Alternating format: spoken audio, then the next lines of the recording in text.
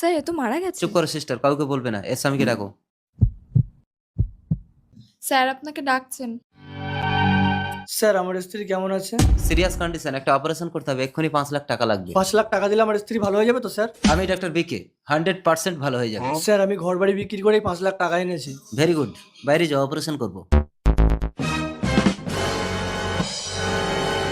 Sir এবার কি হবে? আমার তো ভীষণ ভয় করছে। আরে সিস্টার, তুমি ভয় পাচ্ছ কেন? ডাক্তাররা একটা সরি বললেই বাদ খতম। তুমি এর পেটটা কেটে সেলাই করে একটা ফলস অপারেশন করো। ঠিক আছে স্যার। ডাক্তারবাবু আমার স্ত্রী কেমন আছে? বলে ঢুকতে পারো না? She is no more. মরা মানুষকে আপনি বাঁচাবেন কি করে ডাক্তার? পুলিশ? আমি ডেকেছি। আর এটা আমার স্ত্রীর ডেথ সার্টিফিকেট, হসপিটাল থেকে দিয়েছি। কই দেখি দেখি। ডেড বডি নিয়ে এসে ইয়ার কি হচ্ছে এখানে?